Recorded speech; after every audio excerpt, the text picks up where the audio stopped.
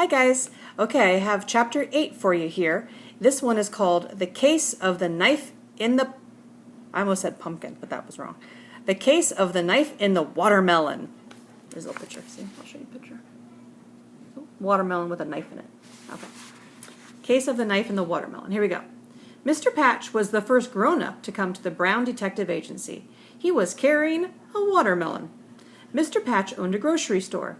He showed the watermelon to Encyclopedia. It had a knife buried in it up to the handle. "Find the boy who owns this knife," roared Mr. Patch. "Look what he did!" Encyclopedia looked at the watermelon. "Stabbing a watermelon isn't against the law," he pointed out. "I mean, it's not the same as stabbing a person." "The knife ended in my watermelon," Mr. Patch shouted. "It started in the window of my storeroom." That's weird. "Someone used the knife to break into your storeroom? And to open my money box," cried Mr. Patch. "How much was stolen?" asked Encyclopedia. "The thief didn't have time to take anything," said Mr. Patch, in a calmer voice. "He heard me coming and he got scared. When he started to run, he tripped and fell. His knife plunged into this watermelon. He didn't have time to pull it out. Did you see his face?" Mr. Patch shook his head. "No, but I did see that he had the letter L on the back of his jacket." Letter L. "That means he's a lion, a member of the boys' club on Woodburn Avenue," said Encyclopedia. "A real lead." The private detective stepped closer to the watermelon. The knife had plunged into it so deeply that only the carved wood handle showed above the green skin. Mr. Patch laid a quarter on the gasoline can. "Find the owner of this knife, quick!" "I'm sorry," replied Encyclopedia, thinking he would have to charge for expenses on this case. "I'll need a little time. I have to buy a fingerprint kit. Then I'll have to dust the handle of the knife and—" "There are no fingerprints," said Mr. Patch heavily. "I wiped them off." You wiped them off?" said Encyclopedia weakly. Mr. Patch explained.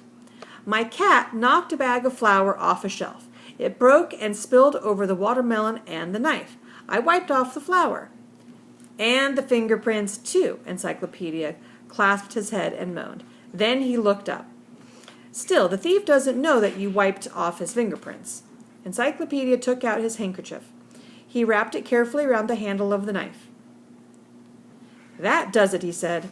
"That makes it look as though we have fingerprints and are trying it makes it look as though we have fingerprints we are trying to save.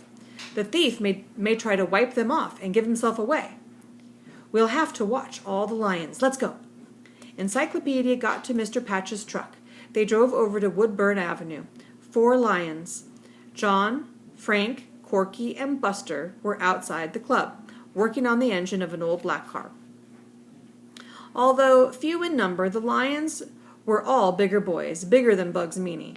But Mr. Patch was bigger than any of them, and he had strong hands and big arms. So the lions listened when Encyclopedia spoke. "Do you see this watermelon?" he asked. "Now I take off the handkerchief. There, what do you see?" "The handle," said Buster. "Of a knife," said Corky.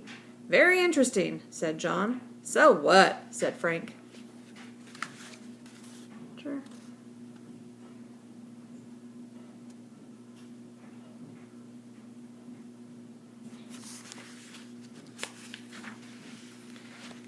"The knife," said Encyclopedia, "was used in an attempt to rob Mr. Patch's store."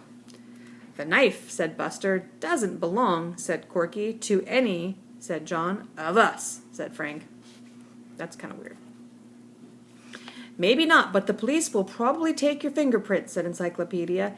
"If the guilty boy steps forward now, Mr. Patch will ask the police not to be too hard on him." The lions looked serious. Mr. Patch looked serious. The only boy detective in the state looked serious. But that was all.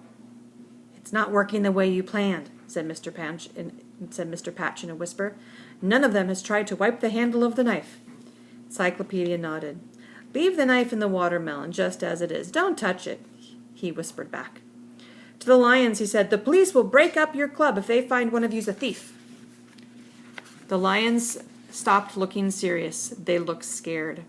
Suddenly, John said swiftly, "Frank owns a knife like that." A lot of fellows own knives with carved handles," retorted Frank. "Cut it out." "You showed me yours yesterday," John shot back. "You even tried to get me to hold it." "Why, my fingerprints might be on that handle." "It's not the same knife," said Frank, "so quit worrying." "I lost my knife last month," Buster said. "Everyone knows I did. Where's your knife, Corky?"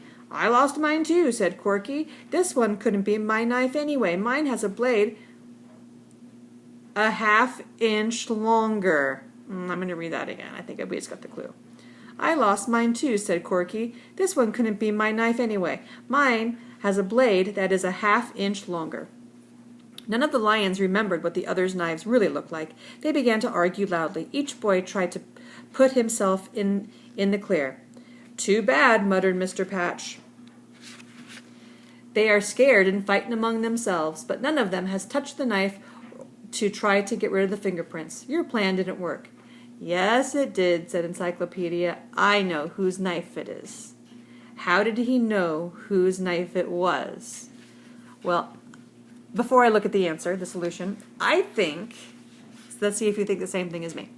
I think it was the kid that said that it was Corky. He said, "This one couldn't be my knife because mine has a blade that's a ½ inch longer." Could he see the blade? No, because it was inside the watermelon. He didn't know how long the blade was. Let's see if that's the answer. Turn to page 86.